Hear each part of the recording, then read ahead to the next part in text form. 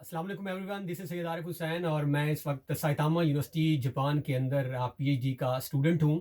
आज जो है थोड़ा सा हट के मैं जिस मौजू पे बात करना चाहता हूँ वो है मेरा मौलाना तारिक जमील साहब के साथ जो इंटरेक्शन हुआ और मौलाना साहब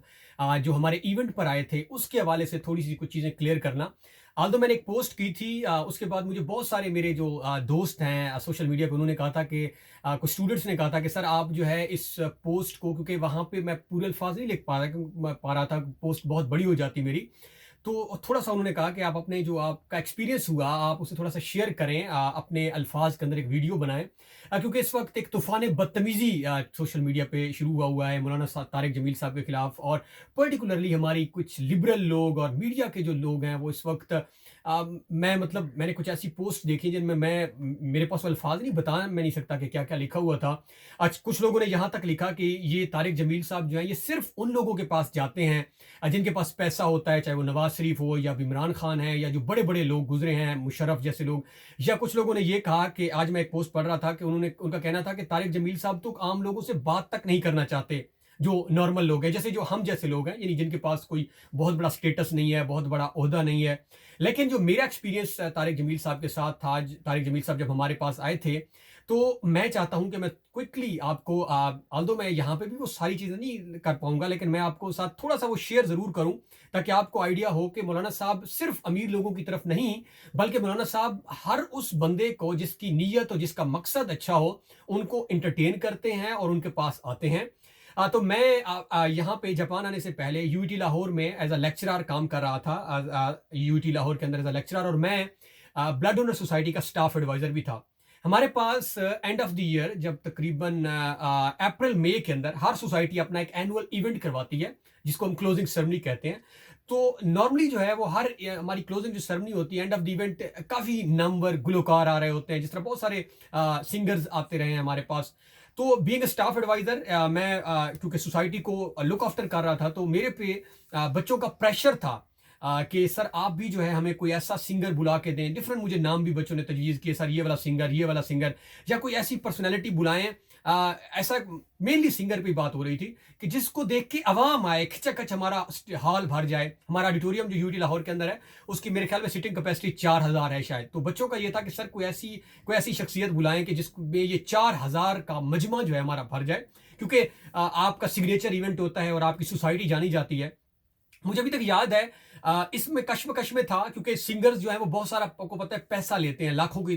उसमें बच्चे पैसा देते हैं। और मेरा ये था कि हमारी सोसाइटी क्योंकि ब्लड डोनर सोसाइटी है, खून अरेंज करती है, तो इसका मकसद डिफरेंट है, हमारे पर्पस डिफरेंट है, तो हम अगर किसी सिंगर को बुलाएंगे तो वो सूट नहीं कर रहा था।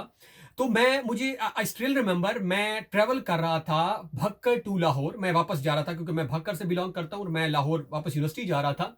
मैं नियाजी टाइम पे सफ़र कर रहा था, तो सरगोदा के करीब मैं ऐसे ही बैठा और मेरे ज़हन में सिर्फ वही चल रहा था कि क्या किया जाए, किसको बुलाएं। तो मेरे माइंड में ख्याल आया कि क्यों ना हो कि मौलाना तारिक जमील साहब को बुलाएं। मुझे नहीं पता ये ख्याल मुझे कैसे आया, मौलाना साहब को सुनता था। तो जैसे ही मेरे माइंड में ये ख्याल क्लिक किया, उसी लम्हे ये ख्याल ख़त्म हुआ, क्योंकि मैंने सिर्फ यही सोचा कि यार तारिक जमील साहब, जिस तरह भी लोग कह रहे हैं सोशल मीडिया पे बहुत सारे कि वो तो जी अरबों वाले लोगों के पास जाते हैं, तो मैंने यही सोचा कि यार तारिक जमील साहब तो एक बहुत बड़ी हस्ती हैं, वो कैसे हमारे फंक्शन में आ सकते हैं, और उससे तो राब्ते नहीं हो पाएगा, अगर हो भी गया तो वो कम अज़ कम नहीं आ सकते। बहरहाल यहाँ पे मैंने अपने ख्याल को जो है दोबारा शट डाउन किया कि ये ख्याल ही गलत है मुझे। तो मैं वापस पहुंचा यूनिवर्सिटी, तो जो प्रेसिडेंट थे अवैस, वो मेरे पास दोबारा आए कि सर वो हमारा इवेंट आने वाला है, करीब है, क्योंकि आगे फिर रमज़ान आने वाला था हमारा। तो जैसे ही मुझे ख्याल आया तो मैंने सोचा कि मैंने उसे बताया कि यार मेरे ख्याल माइंड में मौलाना तारिक जमील साहब का ख्याल आया था, लेकिन फिर ये ख्यालात आए तो मैंने उसको स्किप किया। तो उन्होंने कहा सर अगर तारिक जमील साहब बुला देते हैं ना, और वैसे भी हमारा इवेंट 2019 में हुआ था, तो रमज़ान से बिल्कुल हमें पहले डेट्स मिली थी, तो उन्होंने कहा सर आगे रमज़ान होगा, तो अगर तारिक जमील साहब आ जाते हैं तो शायद ये हमारी जो सोसाइटी की काज है, ओवरऑल सिंगर्स आ रहे हैं यूनिवर्सिटी के अंदर, तो कोई एक ऐसा बंदा आना चाहिए जो बैलेंस करे, क्योंकि एक तरफ चीज़ें वन साइडेड हो रही हैं, तो वो सेगमेंट जो रिलीजियस पॉइंट ऑफ व्यू रखते हैं तो वो लोग काफ़ी हर्ट हो रहे हैं। बहरहाल हमने नंबर अरेंज किया, और आप यकीन जाने मुझे अभी तक याद है, मैंने एक उर्दू के अंदर मुझे अवैस ने, जो प्रेसिडेंट थे, उन्होंने एक मैसेज टाइप किया, मैंने कुछ एडिटिंग की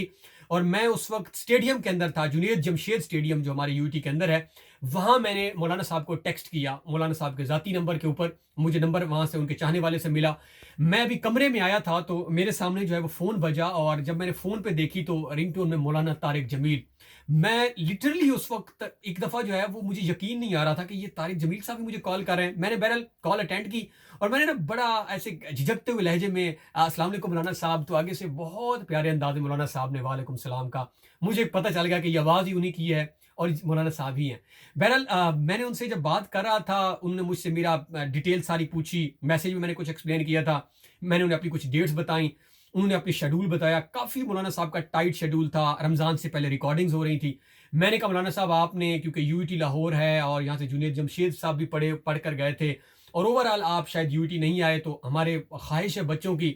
اور میں ایسا ڈر بھی رہا تھا کیونکہ شاید میں نے کہا کوئی پیسوں کی ڈیمانڈ بھی ہو، کیونکہ کم از کم خرچہ تو لوگ لے ہی لیتے ہیں۔ مولانا صاحب نے کوئی ڈیمانڈ نہیں کی، مولانا صاحب نے میرے ساتھ ڈیٹ فکس کر دی کہ فلاں ڈیٹ کا، مجھے ایگزیکٹلی ڈیٹ وہ یاد نہیں ہے، شاید ہمیں پہلے ڈیٹ ملی تھی end of April, last year کی میں بات کر رہا ہوں۔ مولانا صاحب نے مجھے ڈیٹ دی اور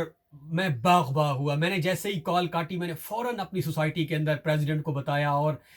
ہر بندہ خوش تھا کہ مولانا صاحب آ رہے ہیں، اور ہم بہت زیادہ، ہماری سوسائٹی کو 4 چاند لگ گئے کہ مولانا صاحب بھی آ رہے ہیں اور ہمارا ایونٹ کامیاب ہوگا، ہماری کاز کے اوپر ورک ہوگا، بیلنس ہو جائیں گی چیزیں۔ بہرحال مولانا صاحب سے بات چیت ہوئی، فون پہ میسجنگ پہ بات ہوتی رہتی تھی۔ اب جو اگلی جہاں پہ میں مولانا صاحب کا بہت ہائی ریگارڈ کرتا ہوں، جیسے ہی یہ ابھی چیزیں چل رہی تھی تو مجھے ایک دن یونیورسٹی ایڈمنسٹریشن سے کال آئی کہ جی آپ کا جو ایونٹ ہے وہ ایونٹ نہیں ہو سکتا، اور یہ مجھے بالکل کلوز میں کال آ رہی تھی۔ تو میں نے بتایا کیوں نہیں ہو سکتا، تو انہوں نے کہا جس دن آپ ایونٹ کروانا چاہ رہے ہیں اس دن ہماری جو یونیورسٹی کی فورن اسٹوڈنٹ کی جو سوسائٹی ہے اس کا فنکشن ہے، اور آڈیٹوریم جو ہے وہ انہوں نے بک کروایا ہوا ہے، تو آپ کا ایونٹ فنکشن نہیں ہو سکتا۔ مجھے ابھی تک یاد ہے میری سوسائٹی، ہمارا سب کا مورل ڈاؤن، پریشانی کے عالم میں ہم بیٹھے کہ اب مولانا صاحب کو بتائیں کیسے، ہم تو بتا ہی نہیں پہلے پتہ نہیں ہم نے کیسے، انہوں بڑی مشکل سے شیڈول میں ٹائم نکالا۔ اب اگر ہم مولانا صاحب کو بتائیں کہ وہ دن نہیں ہے اور دن چینج کریں تو شاید ہی پاسبل، اور اوپر رمضان میں سے پھر دن بہت کم تھے۔ خیر میں نے ایک دوبارہ میسج کروایا، معذرت کی سب سے پہلے، اور میں نے مولانا صاحب کو ٹیکسٹ میسج کیا۔ مجھے مولانا صاحب طارق جمیل صاحب کی دوبارہ کال آئی، اور آپ یقین نہیں جان کریں گے کہ میں دوبارہ، میرے ہاتھ کانپ رہے تھے، میں نے دوبارہ جب فون کان پہ لگایا، مولانا صاحب سے بات کی، مولانا صاحب دوبارہ ایگری ہو گئے نئی ڈیٹ کو، اور نئی ڈیٹ ہمیں جو ملی تھی وہ رمضان سے بالکل شاید 2 دن پہلے کی تھی۔ خیر مجھے یقین نہیں آ رہا تھا، ہماری یونیورسٹی میں لوگوں کو، بہت ساروں کو یقین نہیں آ رہا تھا کہ مولانا طارق جمیل کیسے، اور آپ کے ساتھ رابطے میں ہیں، یار یہ کیسے ہو سکتا ہے۔ خیر دن آ گیا ہمارا ایونٹ کا، کافی سارے لوگوں نے اس وقت یہ بھی کہا کہ شاید یہ مشکل ہو جائے، بہرحال ہمیں بہت ہائی رسپانس ملا، آڈیٹوریم بھر گیا، اور مولانا صاحب کے ساتھ میں ڈائریکٹ رابطے میں تھا۔ 5 بجے یا 4 بجے جو ہے مولانا صاحب یو ٹی لاہور پہنچے جس دن یہ فنکشن تھا۔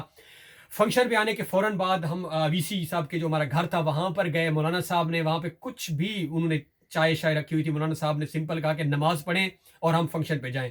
مولانا صاحب نے وہاں پہ نماز با جماعت پڑھی، اور سب سے بڑی بات مولانا صاحب نے با جماعت خود نہیں کروائی، انہوں نے وہاں یو ٹی کے پروفیسر کو کہا کہ آپ جماعت کروائیں، میں آپ کے پیچھے نماز پڑھتا ہوں۔ نماز پڑھی گئی وہاں لان کے اندر۔ اس کے بعد مولانا صاحب کا ایک سحر انگیز بیان تھا یو ٹی لاہور کے اندر، جو کہ آپ یوٹیوب چینل پہ مولانا صاحب کے جائیں، اور میں اب ساری چیزوں کو کلوزلی آبزرو کر رہا تھا، میں ان کی شخصیت کو جو ہے پرکھ رہا تھا کہ اللہ عزتیں کیوں دیتا ہے کسی بندے کو۔ میں جب ان کے ساتھ بیٹھا، جب میں نے ان کی ڈسکشن سنی،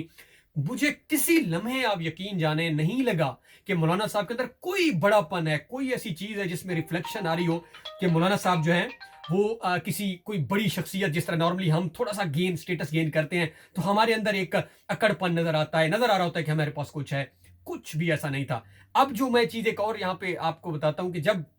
ہم آڈیٹوریم کے گیٹ پہ پہنچے، ہمارا پلان تھا کہ ہم کسی اور گیٹ سینٹر کروائیں گے، لیکن وہ تھوڑا سا مس گائیڈ ہوئے ہم، اور ہم اس گیٹ پہ آ گئے جہاں پہ بہت زیادہ رش تھا، کیونکہ آڈیٹوریم اندر سے پورا فل تھا، 4 کی بجائے 5000 بندے، بلکہ سیڑھیوں کے درمیان میں بندے بیٹھے تھے، اور باہر جو ہے وہ پورا آڈیٹوریم ہمارا یو ٹی لاہور کا کھچا کھچ بھرا ہوا تھا۔ اب وہاں پہ آپ ویڈیوز بھی دیکھ سکتے ہیں، بچوں نے لگائی ہوئی ہیں۔ اب میں نے قطار بنوائی بچوں کی کہ ہم نے مولانا صاحب کو کوشش کرنی ہے کہ اندر جو ہے نا لے کر جائیں کوئکلی اور آسانی کے ساتھ، لیکن وہاں پہ جب رش بڑا، لوگ دیکھنے والے تھے، مولانا صاحب کو دھکے تک لگے، اور آپ دیکھیں تو بڑی مشکل سے مولانا صاحب جو ہیں وہ بھیڑ کے اندر سے میں نے ان کو انٹر کروایا، اور کیا بیان تھا مولانا صاحب کا۔ اور سب سے بڑی بات، کوئی فرقہ واریت نہیں ہے اس بندے کے اندر، کوئی ایسی چیز نہیں ہے کہ آپ جس سے کہیں کہ جس طرح منافرت پھیلائی جا رہی ہے، لوگوں کو قتل ہو، اور اس کی پوری ڈسکشن کا محور جو تھا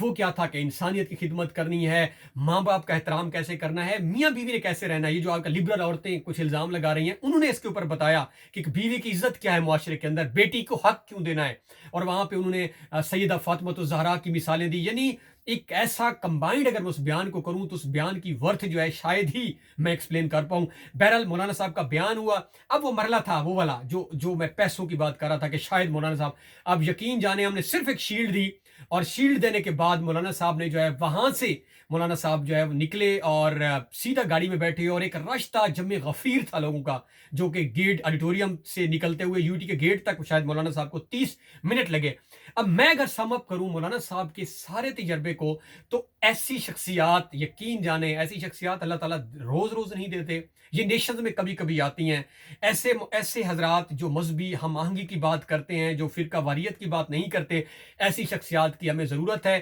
میں اس گھڑی میں جہاں پہ مولانا صاحب کے ساتھ ایک پیڈ کمپین چل رہی ہے، اس میں بہت سارے شاید ویسٹرن لوگ بھی انوالو ہوں گے، کیونکہ انہوں نے بات کی ہے بے حیائی کے اوپر نہیں ہونی چاہیے، تو میں مولانا صاحب کے ساتھ سٹینڈ کرتا ہوں۔ اور میرا یہ ذاتی واقعہ ہے کہ مولانا صاحب صرف امیر لوگوں کے پاس نہیں، جو بھی سیدھی نیت کے ساتھ اور مولانا صاحب کو کال کرتا ہے، آپ خود کر کے دیکھ لیں، اگر آپ کا کوئی آپ نے کہیں بلانا ہو، مولانا صاحب آتے ہیں، شدید مصروفیت کے باوجود آتے ہیں، اور وہ ایسی چیزیں ڈیلیور کرتے ہیں جو کہ آج کل ناپید ہو چکی ہیں۔ تو ہم مشکل کی اور اس گھڑی کے اندر مولانا صاحب کے ساتھ کھڑے ہیں۔ اللہ تعالیٰ مولانا صاحب کا حامی و ناصر ہو، اور اللہ تعالیٰ ہمارے ملک کا حامی و ناصر ہو۔ اللہ حافظ۔